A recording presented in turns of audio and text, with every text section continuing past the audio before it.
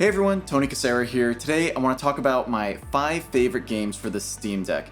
These are the games that I've been playing the most on the Steam Deck. They're not going to appeal to everyone, but I'm going to do my best to share why I like them and why you may or may not like them. So hopefully you find this video enjoyable. Before we get started here, please like the video, subscribe to the channel. It helps others see this video and get this content to them as well. So the first game that I want to talk about is the one that I've easily sunk the most hours into, despite its simplicity.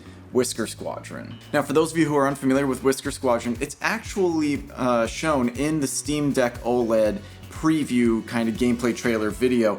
I didn't know what this game was, but I remember seeing it in the trailer and I was like, I want to play this game. It looks super cool. And after a little bit of Googling, I was able to find out this game, Whisker Squadron, is actually a game that was made by a bunch of people who are a big fan of the original Star Fox games, and it really shows in this game. It is a rails shooter where you're kind of traversing through a level and just shooting a bunch of enemies as you go. What's really cool about this game is how it differentiates itself from Star Fox 64, which is one of my all-time favorite games. So this game, unlike Star Fox 64, only has a few levels, but these levels are long and have progressing levels of difficulty.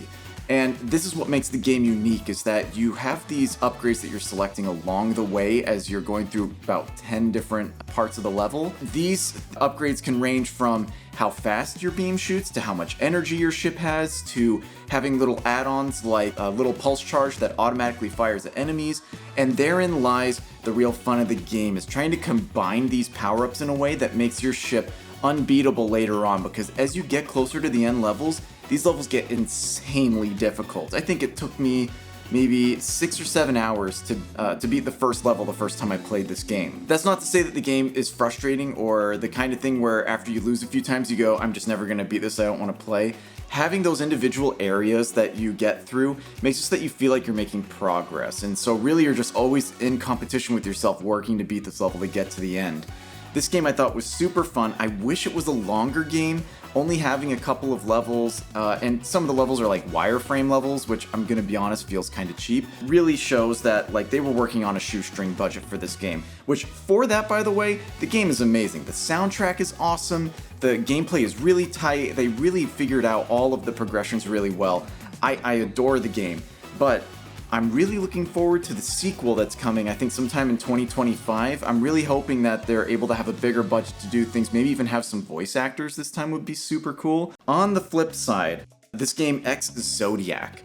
Now, Ex-Zodiac is also a rails shooter like Whisker Squadron, but it is very different. Where if we use Star Fox 64 as sort of like the middle ground for rail shooters in terms of, I would call it perfectly balanced, Whisker Squadron is a much longer and slower game that ramps up into being much more difficult and crazy.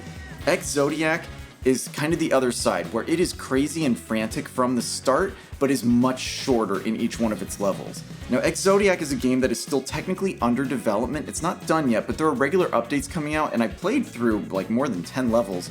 It's definitely there for an early development game that I think is totally worth the money. The game also has like multiple different types of levels, so you have a level that is on the ground, and then you have levels that are like flying through data space as you're hacking into a ROM, and then you also have the flying levels as well, which can switch between a rail shooter and also an arena style of combat, which is very similar to Star Fox. But where this differs from Star Fox is that this tends to get a little nuts in some areas. It gets very fast-paced. I think the music is also very cool in this. It's a very different kind of game. This is way more retro feeling than Whisker Squadron. Whisker Squadron feels like a sort of spiritual successor to Star Fox, but Ex-Zodiac is going to give you that sort of old-time retro gaming feel, but in a new game package. I really enjoyed this game also. Okay, now getting out of rail shooters, the next game I want to talk about is a game that I felt very personally connected to. Cocoon might be one of my all-time favorite games I've ever played. I really like these sort of linear puzzle games where you're just progressing through trying to unlock little things as you kind of reveal a little bit of a story. I also like when stories are a little sort of vague and ambiguous, more told through visual cues and audio cues than through actual storytelling itself, because it kind of gives you, the gamer, the audience, a chance to interpret that in a way that makes sense to you. I think other excellent examples of that are Gris, Journey, and Abzu. as well as Flower. Now I know 3 of those are from the same company, that game company. I happen to really like that style of game. Cocoon, while not quite so deep as some of those games, gives you this weird sense of like mystery, almost nostalgic type feel, even though it is a very modern looking game. And for someone who's a software engineer such as myself, I really enjoyed the puzzle solving, because there's actually a point in the game, without giving too many spoilers, where recursion plays an important part in solving the puzzles, and that's all I'll say about it. It was very cool. This game, I think, is very easy to pick up and play. I think there are some times where you just get so stuck on a puzzle that you actually want to walk away from it and come back, and then you'll realize that the answer was right in front of you all along. And it's from the same people actually who made Inside, which I thought was a really cool game also. Same kind of thing, trying to tell a story through visual cues and not so much through literal storytelling. And so yeah, this one's a little more abstract, a little more out there, but it does have a more sort of spiritual kind of vibe to it in a way. Everything really big is just a small version of something. I really enjoyed Cocoon. I beat it in about, I don't know, 8 hours or so. I was playing very casually. Really great to bring on a flight or something like that. The next game that I want to talk about is a game that you're either going to like or not like. If you like Super Monkey Ball and you haven't heard of this game yet rolled out, it is awesome. It is again an early access game, and it's still a little rough around the edges with things like the menu requires you to use the touch screen for some reason when setting up your options.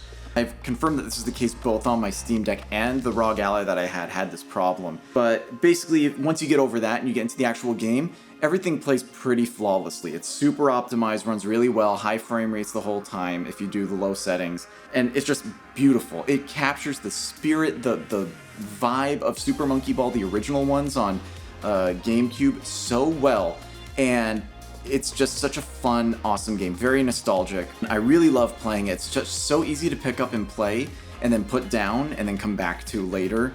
And there's a lot of community support around it. They're working on a very small budget, I know, so it's like basically anytime you buy this game, you're basically supporting the direct development of it. So if you're interested, I highly recommend picking it up.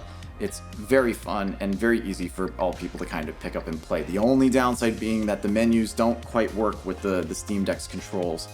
The last game that I'm going to mention in this list, and then there's still one more honorable mention I want to put because it's an older game, but it still rocks really well on here.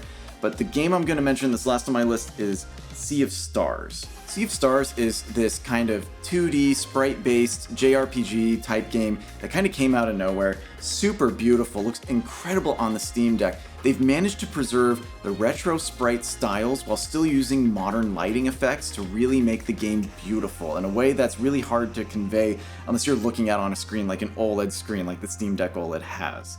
This game has a very cute and fun story, feels very much like one of the Lunar games.